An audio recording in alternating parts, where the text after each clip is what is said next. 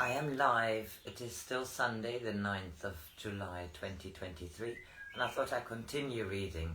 There is another part to chapter 15, and it's quite short, so I thought I'd read this. I'm reading out of Life as Carola, and this is the life of Joan Grant. Joan Grant lived until 1989. This life of Carola plays in Italy prior the Renaissance. She was born on the 4th of May 1510, and Carola she's had a tough time. She is the illegitimate daughter of Lord Griffin, and her mother were banished from the castle when she was very young. She plays the lute, as did her mother, who was killed during the Battle of I can't remember exactly the name now. Puada or something. Anyway, this is Italy. We are now at the next part of chapter 15. She is probably 20 or something. The great physician. Petruchio pretended that he had always wanted to see the castle where I was born. I knew that this was an excuse to travel towards Perugia, so that when he died it would be easy for me to reach the convent.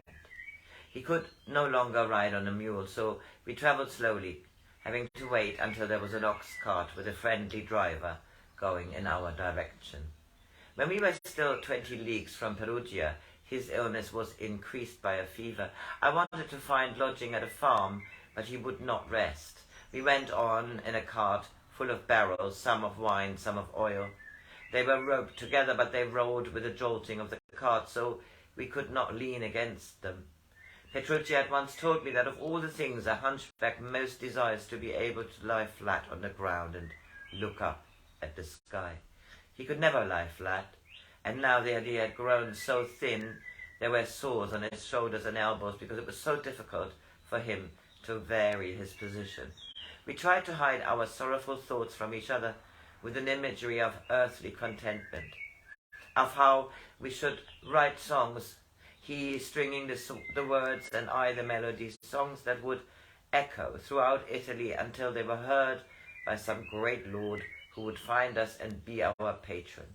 He would be a man of kindliness and riches, and he would give us a corner of his palace to live in. I should have a lute inlaid with olive wood and painted with flowers in colours soft as harp strings plucked at dusk. Petruchio would no longer be a jester, and he would keep the fair sheets of paper on which he would write his philosophies. In a coffer of leather curiously devised in scarlet and gilt, such as we had once seen in the hall of a great house. Hunger would never walk through our thoughts, and the cruel shabby terrors of the very poor would no longer follow us. I pillowed his head on my lap and stroked his forehead to try to bring him to sleep. His head looked too big for his body, as if it were a head carried on a pike. Pain had scored deep lines into his face, but life had written courage on his forehead, and gentleness spoke from his mouth even while he slept.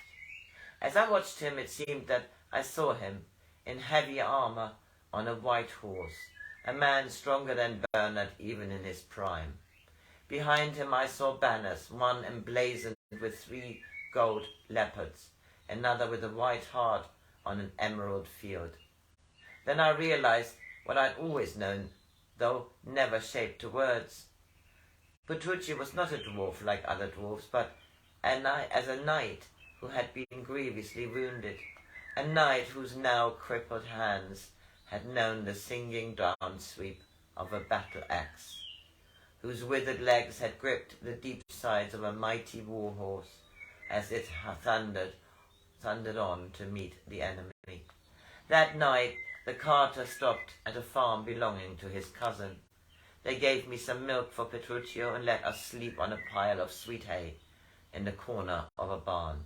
Moonlight pierced between the broken roof tiles in silver rods. Darkness and light clearly divided the one from the other in a sharp line. Petruchio had slept during the day, and all through the night he was wakeful. His voice was clear and strong, and it did not seem to tire him to talk.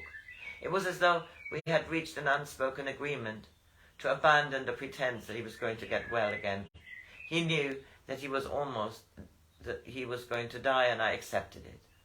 He talked about it calmly, almost eagerly, as though we were setting out on a voyage, and giving me careful instructions what I must do until I was able to join him. He was so confident, so serene, that I almost forgot how soon his voice, that had so often comforted me, would be beyond my hearing. It is strange, Carola, that even our physicians were great men, even if they were near to the Christ in their power of healing, they would despair to cure a hunchback of his deformity. There is only one physician that will cure me. Soon I shall feel his hand on mine, and he will say to me, "Rise up, my friend, for you are whole again," and I shall be young and strong. My back will be straight as a poplar wand, and my neck will carry my head proudly. There will be no clumsiness in my feet, and my thighs will be long and swift. I shall be clean and beautiful, for though Jesus cleansed lepers, death is the greater physician. Even now I can feel my body loosening its hold on me. And just as at other times when I have had a fever, I can see a little further beyond the curtain. I want you to go to the house of the White Sisters, not only for sanctuary, though that part of me which is still blinded by my mortality fears for the things that you might suffer if you were alone, without your little dwarf to serve you. I felt my tears sliding down my face. I dared not brush them away, for I loved Petruchio too much to dim his freedom by my selfishness. He went on, "We both share memory of an older time, when men and women trained themselves as priests, in temples, where they shut themselves away only until they were ready to speak of what they knew. When you rode up into the hills, you became wise in your own spirit, and monks and nuns must live as solitaries. You may find women there who have taken vows only from expedience, but there must be some who know of the things we know, and they will befriend you. Remember that the starving must eat slowly, that in our time it is easier to teach people the truth through their own formulas. You must go gently with them, or they will not accept the living truth, but call it hearsay. When you have listened to your own voice in the silence and are strong in certainty, you must leave the convent and share your knowledge among the people outside, even though it will expose you to the great danger of being recognized for a renegade nun. It may take you 5 years or even 10, shut away alone, but I shall always wait for you on the other side of sleep.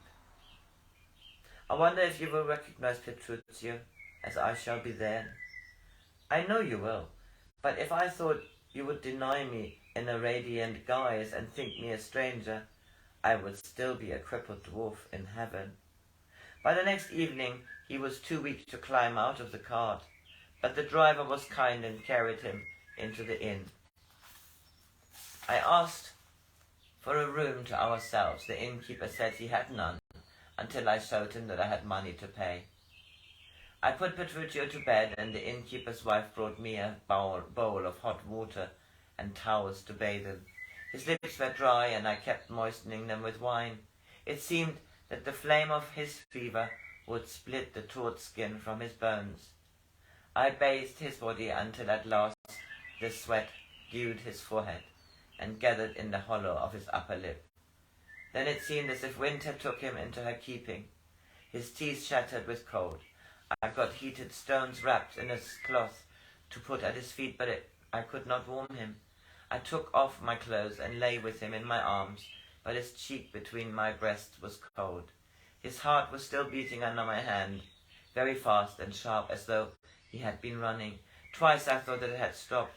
I felt him stare, and my arms tightened around him. He opened his eyes. "My Carola, are we in a dream?" "No, my Petruchio, we are both awake. I'm here. Can you not feel my arms holding you to me?" He smiled. "No, so you have died too, my beloved. I have left the cold earth and even my lonely dreams, and we are at last together. in paradise, and my tears fell upon his forehead, but Petruchio did not feel them, for his body held him prisoner no longer. Wow, what a description. I finish this here. I wish you all a good Sunday afternoon.